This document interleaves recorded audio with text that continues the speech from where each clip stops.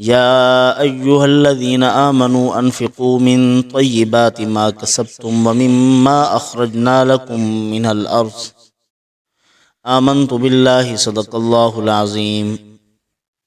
انتہائی واجب الاحترام بھائیوں، دوستوں، بزرگان محترم، برادران عزیز، اللہ رب العزت نے اس کائنات کا جو نظام بنایا ہے وہ دینے پر رکھا ہے۔ ہر ایک چیز کسی کو کچھ نہ کچھ دے۔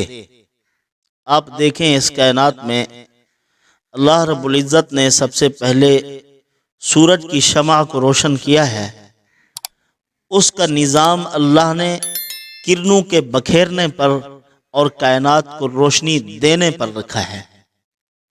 اسی طرح چاند ہے، اللہ رب العزت نے چاند کی روشنی کے جو منافع رکھے ہیں اپنی مخلوق کے لیے وہ دینے پر رکھے ہیں۔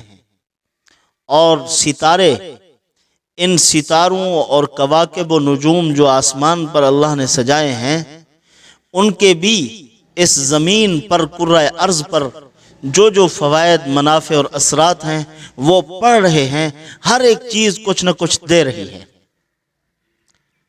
اصل میں جو بات میں بتلانا چاہتا ہوں، کرنا چاہتا ہوں آج، وہ یہ ہے کہ انسان کے بھی دینے پر اللہ نے عطا کا نظام رکھا ہے۔ جب تک انسان دے نہیں تو نظام کائنات چل نہیں سکتا۔ مثلا سورج اگر کرنوں کے بکھیرنے میں بخل کرے، چاند اپنی روشنی دینے میں بخل کرے، تو کائنات کا نظام مختل ہو کر رہ جائے گا، نظام کائنات متاثر ہو جائے گا، درہم برہم ہونے لگے گا، کھیتی فصلوں پر بھی اثرات پڑنے لگیں گے، باغات پر، چمنستان پر اثرات پڑیں گے، یعنی کائنات کی ہر ایک چیز متاثر ہو جائے گی۔ اسی طرح جب انسان لینے کا ذہن بناتا ہے، بخل کا ذہن بناتا ہے، تو یہ ہمارے اسلامی نظام معاشرہ متاثر ہوتا ہے، بندے متاثر ہوتے ہیں۔ زکوٰۃ نہیں دیتے تو نظام عالم متاثر ہوتا ہے، اور عشر نہیں دیتے تو نظام عالم متاثر ہوتا ہے۔ صدقات و خیرات سے اپنے ہاتھ کو بند کر لیتے ہیں تو نظام عالم متاثر ہوتا ہے۔ انسانیت کے لیے جو فوائد اور منافع اللہ نے رکھے ہیں وہ یعنی عطا پر رکھے ہیں۔ کوئی چیز ہے کائنات میں عطا کر رہی ہے، اللہ نے منافع رکھے ہیں، ان میں وہ مخلوق خدا تک پہنچا رہے ہیں۔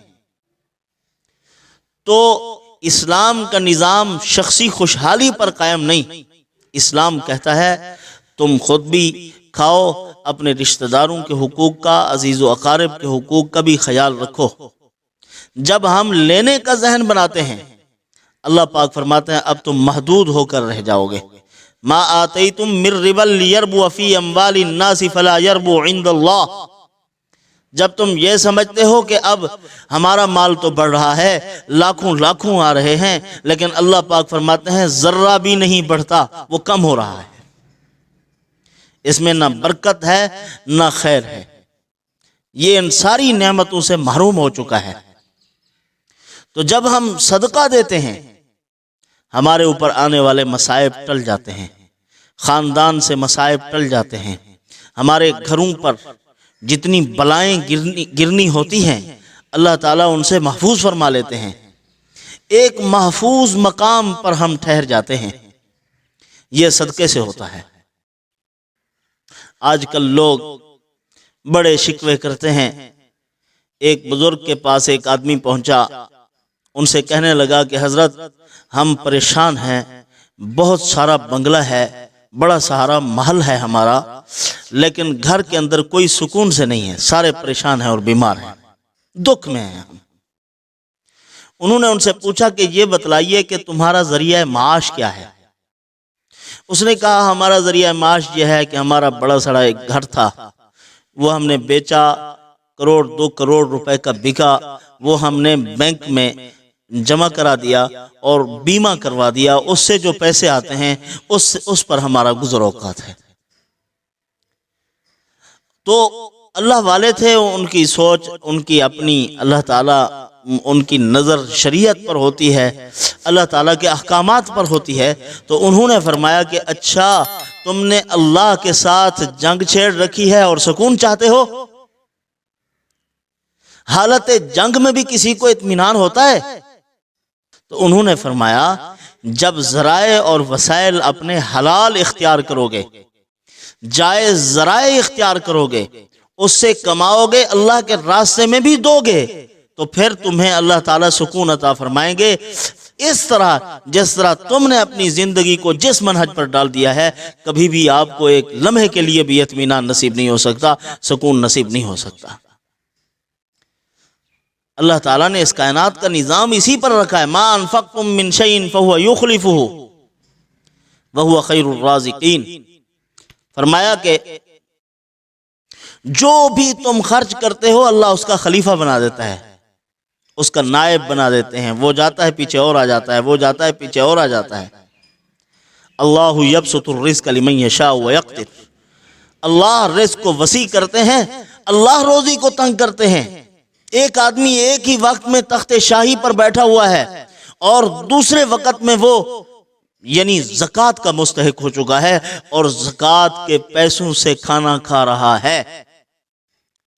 کیسے؟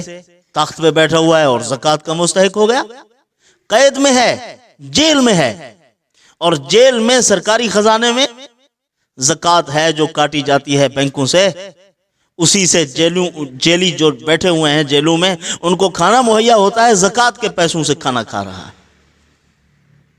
اور جائز بھی ہے اس کے لیے کیونکہ قید میں ہے، چاہے جتنی بھی مالدار ہے جیل میں بیٹھا ہوا ہے کھائے گا وہی۔ اللہ رب العزت یہ فیصلے کرتے ہیں، اور اللہ تعالیٰ نے صدقات اور خیرات پر جو فیصلے فرمائے، اطمینان اور سکون، راحت و آرام کے، وہ نکالنے پر رکھے ہیں اللہ تعالیٰ نے، لینے پر نہیں رکھے۔ اللہ کا نظام دینے کا ہے، لینے کا نہیں۔ ایک مرتبہ حضرت ابراہیم علیہ السلام سے اللہ پاک نے پوچھا، اے میرے خلیل، آپ کو معلوم ہے آپ کو میں نے اپنا دوست کیوں بنایا ہے؟ انہوں نے فرمایا اے اللہ پتہ نہیں، کس خوبی کی بنیاد پر آپ نے مجھے دوست بنایا؟ اللہ پاک نے فرمایا میرے خلیل، تو میرا دوست اس لیے ہے کیونکہ میری ایک وصف تیرے اندر موجود ہے، تو دینا پسند کرتا ہے، لینا پسند نہیں کرتا۔ دو دینے کے ساتھ اللہ پاک نے فیصلے فرمانے ہیں، اپنی داد و دہش کے، اپنی عطا کے سارے فیصلے اللہ نے دینے کے ساتھ جوڑ رکھے ہیں۔ صدقہ خیرات کو اپنی زندگی کا معمول بناؤ، روز مرہ کے اعتبار سے صدقہ کرو، ہر مصیبت اور پریشانی کے وقت صدقہ کرو، ہر دکھ میں، خوشی میں، تنگی میں۔ اللہ پاک نے فرمایا وہ لوگ جو سراء الضراء، خوشی میں بھی اللہ کے راستے میں خرچ کرتے ہیں اور تنگی میں بھی اللہ کے راستے میں خرچ کرتے ہیں، عادت بنا لیجیے اپنے خرچ کرنے کی۔ اسی لیے ایک آدمی تنگ دستی میں مبتلا ہو جائے تو اسی تنگ دستی کے عالم میں وہ اللہ کے راستے میں خرچ کرنا نہیں چھوڑے گا، خرچ کرنا جس کی عادت ہے۔ جو خرچ نہیں کرتا وہ خوشحال ہو تب بھی نہیں کرتا، وہ تنگ حال ہو تب بھی نہیں کرتا۔ تو اللہ رب العزت کسی نہ کسی مصیبتوں میں مبتلا کر دیتے ہیں، ان کی راحتیں چھن جاتی ہیں، لہٰذا صدقہ دینا سیکھیے، اللہ تعالیٰ سے صدقے کی برکت سے سکون و اطمینان اور راحت کی زندگی لیجیے۔ وما علینا الا البلاغ۔